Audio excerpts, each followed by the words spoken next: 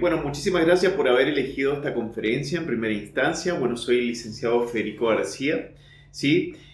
Vamos a comenzar. El nombre de esta conferencia es Educación e Inclusión, especificidades del PPI, su elaboración e implementación post-pandemia, dentro del contexto de este Congreso Internacional de Educación, al cual han llamado El mundo post-pandemia, el poder de las aulas. Creo que es necesario, para comenzar a hablar un poquito sobre esto que hemos preparado, creo que es necesario e importante hablar sobre cómo vamos a volver a la escuela, cómo nos va a recibir la escuela, ¿sí? Creo que es importante tener en cuenta que vamos a encuadrarnos y que nos vamos a enmarcar en una nueva modalidad, y digo entre comillas nueva modalidad, haciendo referencia a una nueva realidad que nos vamos a sumergir todo el sistema educativo. Este sistema educativo que ya no va a ser el mismo de antes, sino que va a tener muchas fluctuaciones, muchos cambios, muchas modificaciones, ¿sí?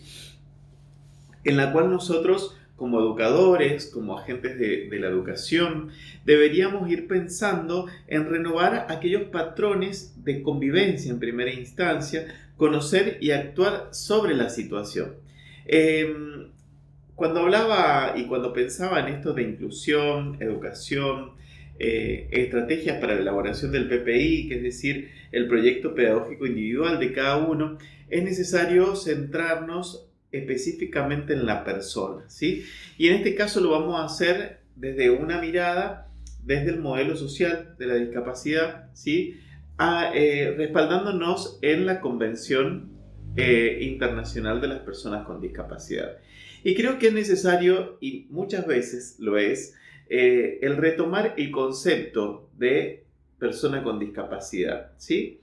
Teniendo en cuenta de que son aquellas personas, ¿sí?, que en relación a sus condiciones sociales, psíquicas, emocionales, intelectuales, sensoriales, entre otras, entran en interacción con las diferentes y las diversas barreras que nosotros nos encontramos, ¿no?, en la sociedad, que muchas veces las barreras es la misma sociedad, ¿sí?, que pueden ser estas barreras de contexto, como decíamos, social, pueden ser de aptitudes, actitudes, del ambiente en sí, y que todas estas barreras, todas estas restricciones van a ir como presentando poca participación en plena y activa en la sociedad de estas personas, ¿no?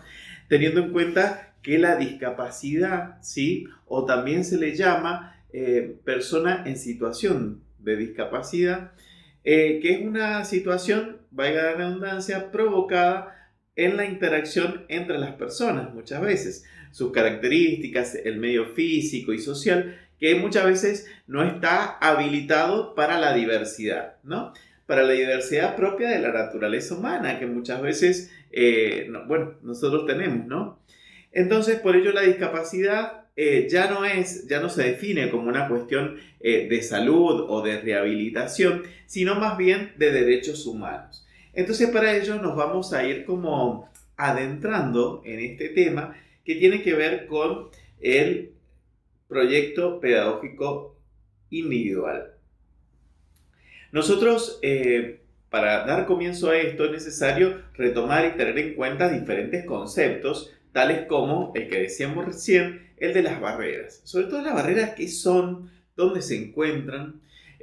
Luego el otro concepto, las configuraciones de apoyo, ¿qué son? ¿Para qué sirven? Y el proyecto pedagógico individual, propiamente dicho, que está centrado en la persona, ¿sí?, y cómo vamos a ir trabajando una nueva mirada, una nueva reestructuración, una nueva elaboración para llevar a cabo el acompañamiento y ser ese andamiaje del proceso de aprendizaje de este alumno, de este sujeto, de este niño, de esta niña que se encuentra en la institución. Porque, como decíamos recién, ya no hablamos de una cuestión que tenga que ver con una limitación desde el área de la salud o desde el área de la rehabilitación o neurorehabilitación, sino que hablamos de los derechos humanos. Todo sujeto tiene derecho a una educación. Bien lo dice nuestra Ley Federal de Educación. Cuando hablamos de barreras, ¿sí? Estamos haciendo referencia a que pueden existir una pluralidad de barreras, ¿sí? Aquellas barreras que son de contexto, aquellas barreras que son del espacio físico, aquellas que tienen que ver con los recursos didácticos y metodológicos que muchas veces limitan al sujeto a acceder al aprendizaje. Muchas veces también nos encontramos con las barreras de actitud, muchas veces de los actores institucionales, de los docentes, de los directivos, de la gente de maestranza y demás, inclusive de los propios padres y demás. Y la barrera, que es una barrera muy esencial, que es la barrera propia del sujeto, de la persona, ¿no? Creo que nosotros como agentes de salud y como agentes también de educación tenemos que tener en cuenta de que debemos retornar a las escuelas con un avance en una educación más inclusiva, ¿sí? Promover ambientes de aprendizaje, donde nosotros podamos impulsar diferentes enfoques, diferentes miradas de aprendizajes, apuntando a una educación potenciadora, que eso ya lo vamos a ver un poquito más adelante. Sobre todo, promover una educación potenciadora, ¿sí? Que tenga que ver con diferentes configuraciones de apoyo. Aquellas configuraciones de apoyo son aquellas herramientas que implican que muchas veces sean este conjunto de asesoramiento de un equipo externo que va a acompañar a este docente de apoyo, que muchas veces en algunas provincias se dice DA o en algunas otras provincias se dice DAI, que es este docente auxiliar integrador, que es el que está acompañando el proceso de aprendizaje personalizado de este sujeto que está incluido en una institución educativa, ¿sí? Las configuraciones de apoyo tienen que asegurar la presencia de la DAI para que garantice claramente el aprendizaje de la persona, como decíamos recién. Otra configuración de apoyo es que se trabaja de manera participativa, colaborativa, para detectar entre todos los de este equipo las diferentes barreras que presentan o que se les presentan a este sujeto para que le impiden este aprendizaje, ¿sí? Y se dice también que las configuraciones de apoyo son aquel conjunto de acciones para favorecer la participación social. Y ya adentrándonos en lo que tiene que ver con el PPI, el proyecto pedagógico individual del sujeto, tenemos que tener en cuenta que es una herramienta, ¿sí? Es una herramienta que tenemos que nos sirve para planificar y sistematizar toda nuestra tarea, todo nuestro accionar y todo lo que se va a llevar a cabo durante el proceso de ese ciclo lectivo, ya que el PPI es bastante fluctuante, es cambiante, es dúctil y todo el tiempo lo tenemos como que innovar, lo tenemos que renovar, le podemos recortar, le podemos ampliar y demás. Entonces toda esta planificación y esta sistematización, de acuerdo claramente a la dinámica entre un alumno, la familia, sus docentes, el contexto, estos mismos le van a ir garantizando condiciones educativas que cada alumno precisa de manera particular, ¿sí? Sin olvidar claramente nunca la calidad, ¿sí? Elaborar un PPI muchas veces por ahí interpretamos o se interpreta de que es por ahí un sinónimo de eximir. Y en realidad lo que tenemos que hacer muchas veces nosotros es bajar las expectativas de logro en relación al alumno, porque no muchas veces va a eximir, sino que va a ayudar y que va a ser como este andamiaje a través de configuraciones de apoyo, una vez detectando las barreras, donde se le va a ir implementando metodologías, se le va a ir implementando nuevos recursos, nuevas herramientas, actividades para que este sujeto, este chico, esta niña, este niño, incorpore el aprendizaje. Dentro de la Convención de las Personas con Discapacidad, aquí nos encontramos con el artículo 24, ¿sí? La convención es la 26.378, ¿sí? Donde nosotros aquí nos vamos a encontrar con un artículo muy particular, ¿sí?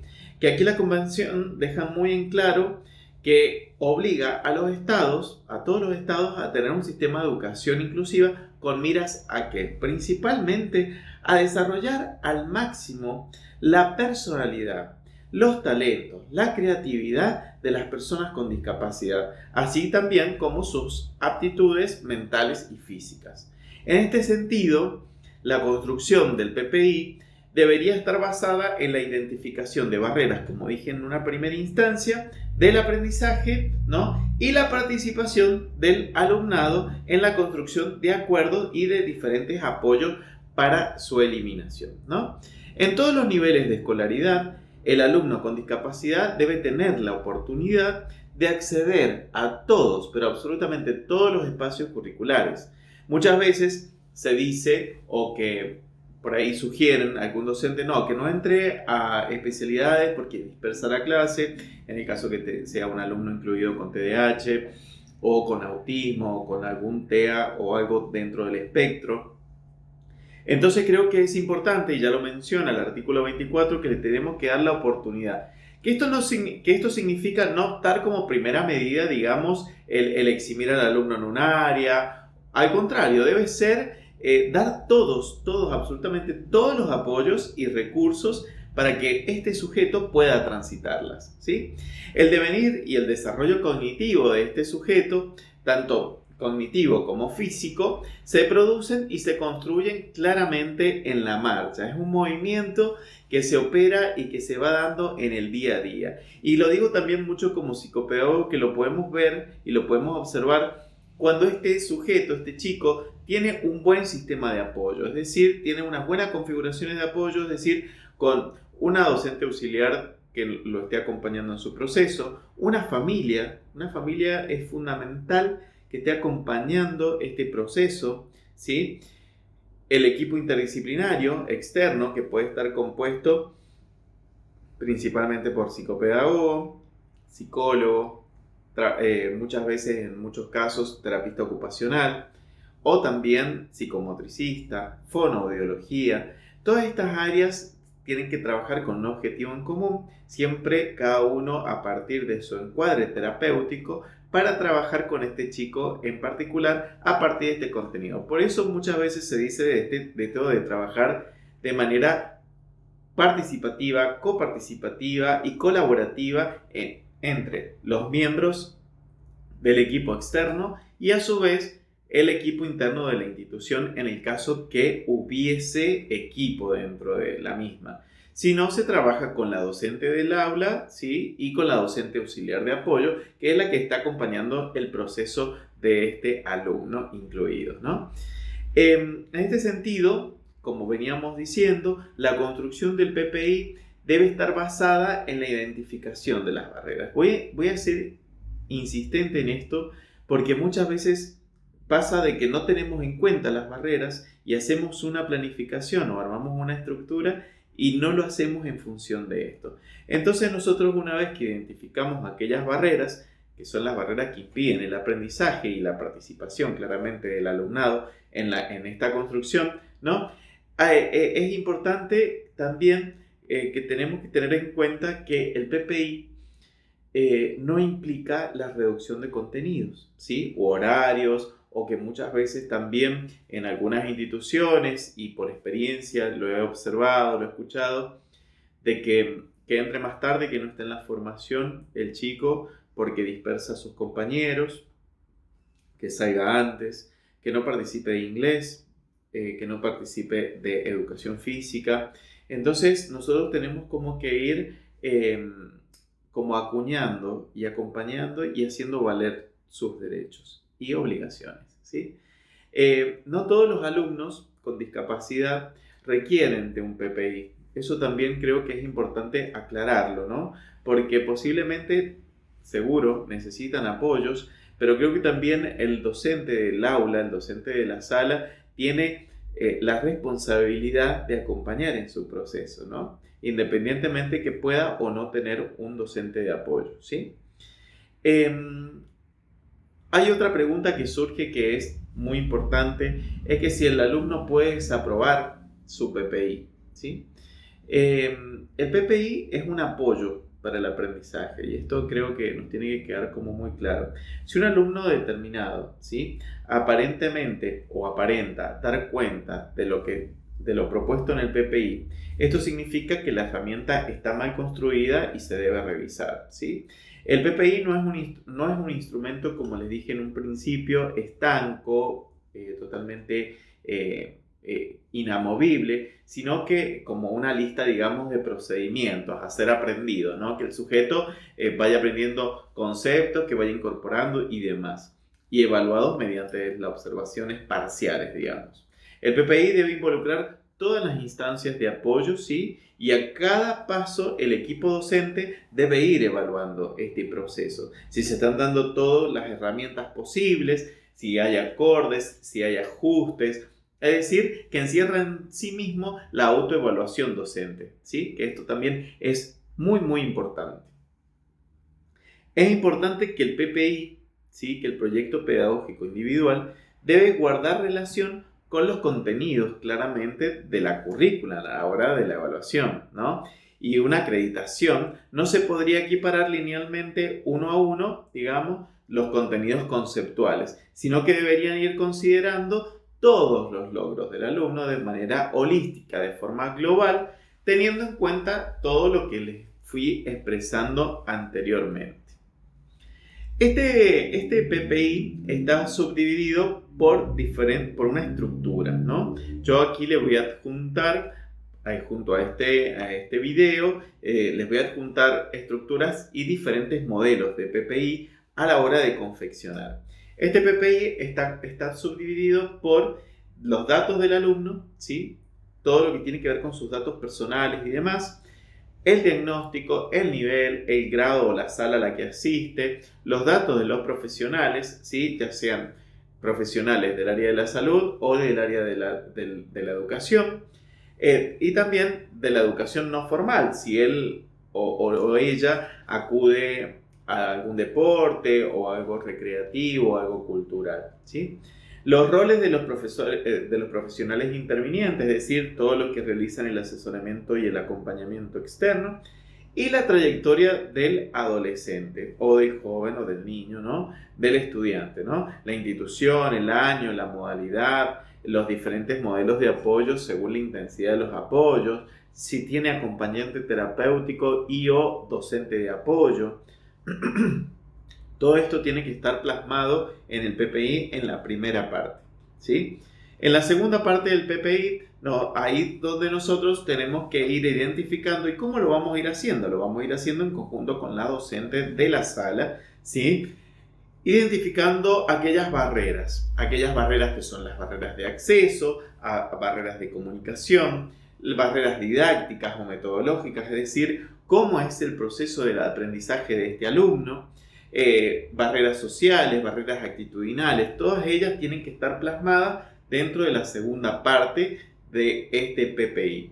Luego nos vamos a ir encontrando con esta estructura que vamos a ir marcando toda la parte, digamos, del ámbito, el ámbito social y cultural, la institución, lo áulico, lo familiar, el trabajo en equipo con los profesionales de salud y de educación externo, y luego ir como haciendo las diferentes propuestas, ¿sí?, con estas propuestas que van a ir acompañadas de diferentes organizaciones, actividades, la frecuencia, el tiempo que se va a ir como dando cada una de estas y de estas habilidades adaptativas que va a ir como realizando este alumno, este sujeto.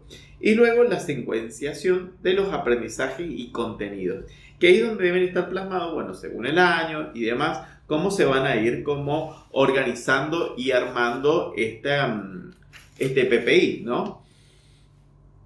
Y luego, para finalizar esta estructura, viene todo lo que tiene que ver con la evaluación, que puede ser una coevaluación, metaevaluación, y esto se va a ir evaluando en función de las competencias, las habilidades que presente este alumno en particular, ¿no? Como ya lo habíamos mencionado recién, es importante tener una planificación 100% centrada en la persona, en sus características. Por eso es muy, muy importante que el docente de apoyo conozca en demasía a este alumno, que conozca sus competencias, sus habilidades, sus destrezas, todo prospectivamente, todo lo bueno que tiene y que a partir de esos recursos nosotros podemos trabajar y acompañarlo en su proceso de aprendizaje, ¿sí?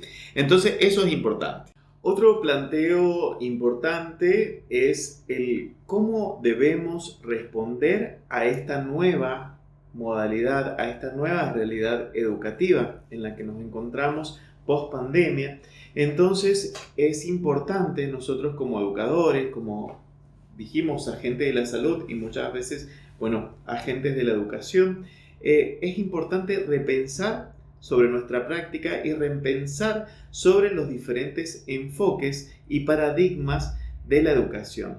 Algunos paradigmas y algunos enfoques ya han quedado muy obsoletos, digamos, en cuanto al aprendizaje insight, ¿no? Entonces, cuán importante es que ahora nosotros pensemos y repensemos estos nuevos enfoques, estos nuevos paradigmas que nos vienen a transversalizar como educadores, a que vienen a transversalizar nuestra educación. Hay mucho que ha venido y ha llegado para quedarse, como son estos métodos de enseñanzas mixtos que tienen que ver con método de enseñanza presencial y virtual. Creo que esto es bastante innovador en todo lo que tiene que ver con la educación de Latinoamérica, comparándonos con países más evolucionados. Entonces, nosotros como educadores, como docentes, como equipo interdisciplinario profesional de gabinete, es importante en primera instancia reconectar a los niños con la escuela. Hay muchos chicos, y bien sabemos, de que no quieren volver a la escuela, que no quieren saber nada, que inclusive hay muchos niños, muchos adolescentes, muchos jóvenes, no han realizado sus guías pedagógicas, no se han sentido acompañados. Hay muchos que a partir de deprivación sociocultural y demás, algunas otras problemáticas, se han encontrado en desfasajes con otros compañeros, ya sea por una cuestión de no conectividad, problemas que tienen que ver con las distancias, etcétera. Entonces hay que ver y tenemos que repensar el modo en que estos alumnos tienen que volver a la escuela. Cómo identificar también qué necesitan, ¿sí?, para ser reconectados. Creo que nosotros también como docentes, como educadores, tenemos muchas herramientas, esto de conocer a nuestros alumnos, tenemos estas herramientas de poder ser cazatalentos, de poder descubrirlos, de poder saber y reconocer qué es lo que les está pasando, cómo se sienten, cómo se encuentra su familia. Es por ello que aquí cito a este paradigma nuevo, ¿sí?, que tiene que ver con la educación emocional. Cuán importante es también retomar el vínculo con la familia, el vincularnos, el escucharlos, el estar atento a sus necesidades, a sus demandas, a todo lo que ellos precisen y necesiten en estos momentos de tanta ayuda y de tanto acompañamiento que precisan, ¿no? Entonces, es importante, como decíamos recién, esto de conocer y actuar sobre la situación de cada uno de sus estudiantes y sobre todo de su familia. Muchas veces, por ahí me ha pasado escuchar de que la docente no lo dejaba entrar al aula porque no había hecho tal o cual actividad y llamaba a la madre y en realidad juzgaba a esta docente de que la madre no lo acompañaba y demás y era capaz que ni sabía de que este alumno no tenía mamá, ¿no? Entonces, cuán importante es que nosotros sepamos y que tengamos un conocimiento holístico general de todo la situación por la que transita este alumno, ¿no? Otro es ir buscando a los niños que perdieron este contacto con la escuela. Esto de identificar las barreras para el aprendizaje y la participación, lo que hablábamos anteriormente.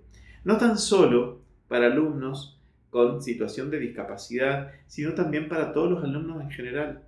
Tener en cuenta cuáles son aquellas barreras, dónde estuvieron sus problemas de aprendizaje, dónde estuvo su dificultad, ¿sí? Dónde estuvo donde nosotros podamos generar configuraciones de apoyo a partir de las dificultades que podamos ir encontrando, ¿no? Entonces, para luego poder en conjunto con la familia ir trabajando codo a codo, ¿sí?, que podamos promocionar y promover y fortalecer el diálogo y la comunicación. El diálogo y la comunicación de la escuela para con la familia y la familia para con la escuela, ¿sí? que podamos ir acompañándolos, porque en esta situación de pandemia también muchos papás se planteaban y se preguntaban si realmente era suficiente, si era óptimo, si realmente era fructífero el hecho de estar realizando estas actividades en casa, si realmente era útil el hecho de que ellos, algunos, lo que podían, que los estén acompañando en sus procesos, ¿no? Entonces, bueno, ir un poco promoviendo promoviendo la gestión para el bienestar, ¿sí? Para el bienestar de la familia, para el bienestar de la escuela, para mejorar y sanar los vínculos, para promover nuevamente la retroalimentación, ¿sí? La retroalimentación, la participación. Creo que es necesario e importante, como hablábamos recién, realizar una planificación centrada en la persona, en función de sus intereses. Creo que acá tenemos que sacar muchísimos de nuestros recursos, de nuestro sexto sentido, para nosotros poder ir identificando y ser ese cazatalento, ir descubriendo para qué son buenos, ¿sí? Para que una vez cuando ya se egresen o promocionen, salgan del secundario, puedan un poco estar como orientados, independientemente que en tercer año de la secundaria, a partir de la materia de orientación, tutoría y demás, ellos van a ir como eligiendo la modalidad, pero es un poco para que ellos puedan tener esta oportunidad del autodescubrimiento y que nosotros podamos contener desde la escuela, desde este seno, desde esta cuna de amor y de educación, ¿sí? Otra de las cuestiones importantes es que tenemos como que ir efectuando acciones de seguimiento, ¿sí? Esto me parece como sumamente importante y fundamental que podamos hacer este seguimiento, este acompañamiento para cada uno de estos alumnos. Cuán importante y necesario es que nosotros, como docentes, podamos identificar a aquellos alumnos por su nombre, por su apellido, por dónde vive, sobre sus intereses, sobre si realiza o no algún deporte. E ir realizando este seguimiento no tan solo desde la esfera, digamos, emocional, sino también un acompañamiento desde el área cognitiva, ¿sí? Ir un poco identificando aquel proceso, cómo él incorpora este conocimiento, ¿sí? Para que podamos también identificar cuál es el tipo de recursos que él utiliza a la hora de estudiar, cuáles son las técnicas que utiliza, si es más para estimular la memoria, la concentración, ¿sí? Entonces, es importante también luego ir generando bases confiables de datos de niños y familia. Y digo esto porque hoy esta pandemia nos ha dejado una gran enseñanza, ¿no? Esto de romper las barreras y atrevernos a meternos en las casas de cada uno.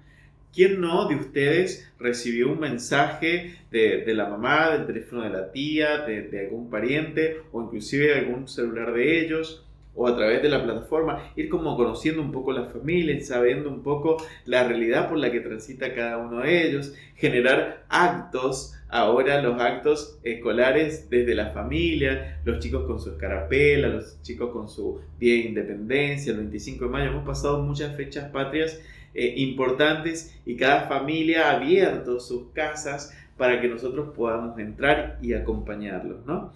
Entonces, esto. Y creo que también es importante porque también se ha empezado a escuchar mucho la palabra sensibilizar. Tenemos que sensibilizar. Creo que también nos tenemos que ir corriendo nosotros de esta palabra, ¿no?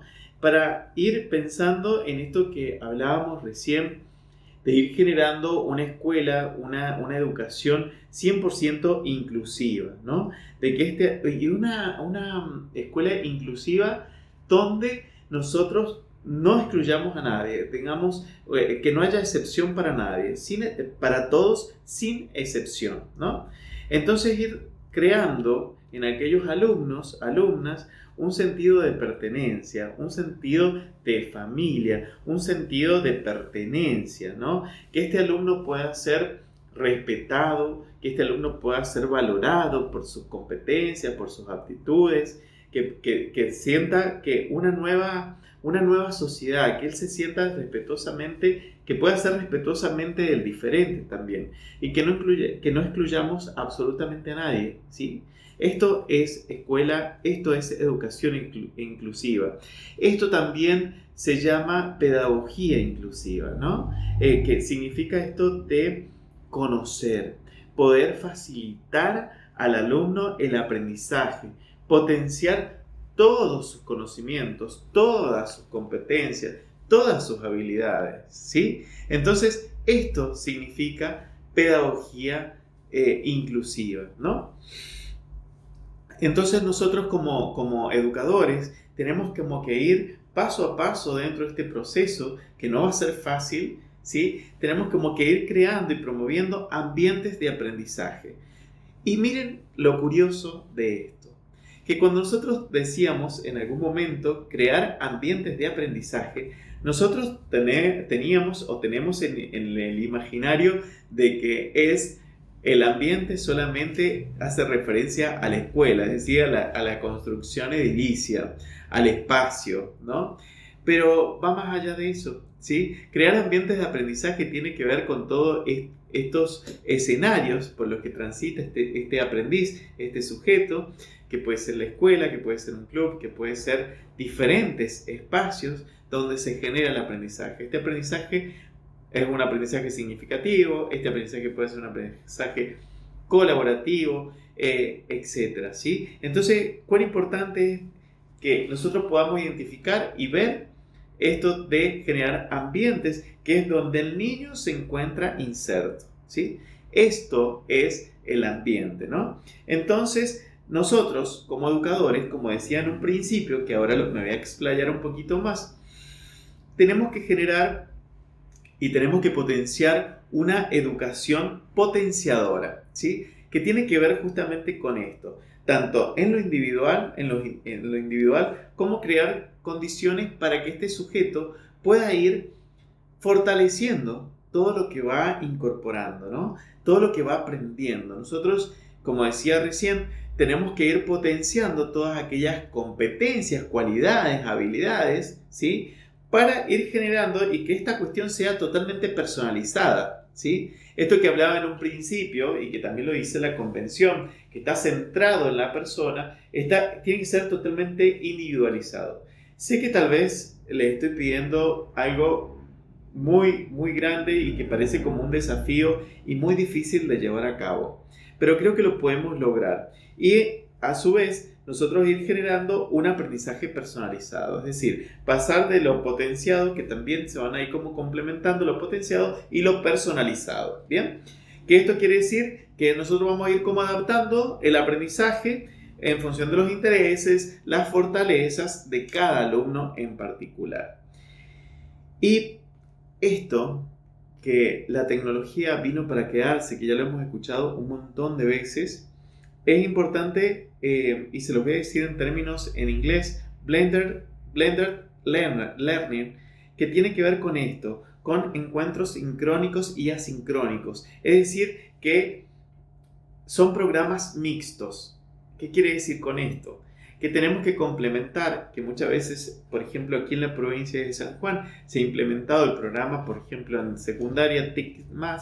Entonces, los alumnos vamos a seguir con esta modalidad de tener clases presenciales y todo lo demás se va a ir trabajando desde lo virtual. Esto la verdad que es totalmente innovador, es genial, es un poco también para que nosotros vayamos desplegando todas nuestras destrezas del orden tecnológico, ¿sí? Ya que muchos son nativos digitales, nuestros alumnos, entonces un poco que vayan teniendo este training de ir incorporando la tecnología a sus vidas y a su vida académica, ¿sí? A todo lo que tiene que ver con la educación. Esto también nos va a ir como permitiendo esta modalidad de estructuras de programas mixtos, ¿no? Que estos se pueden ir combinando y que a su vez son como más flexibles, ¿sí? Entonces es un poco ir viendo todo nuestro recorrido, nuestra práctica profesional y demás a partir de que nosotros vamos inclusive aprendiendo junto con ellos, ¿sí? Entonces es como muy importante nosotros tener esta apertura a lo nuevo, ¿sí? Creo que es tiempo también para rever y mirarnos, adentrarnos hacia nosotros mismos y ver y observar nuestra vocación docente, ¿no?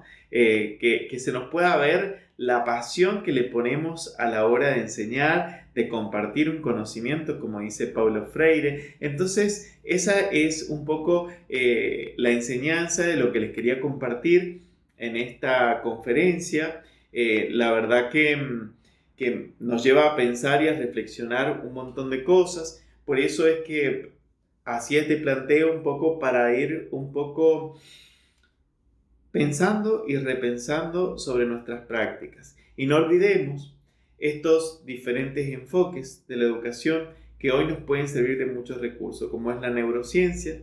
Miren cuán importante es pensar en este cerebro de este sujeto, de que se va a emocionar, ¿sí?, para aprender. Cuán importante es que nosotros podamos generar ese impacto en ese otro a partir de mis neuronas espejo que se conectan con la de ellos, que podamos generar este aprendizaje que empiece a circular, como dice Lacan, este deseo de aprender, ¿no? Este deseo, este interés, esta motivación.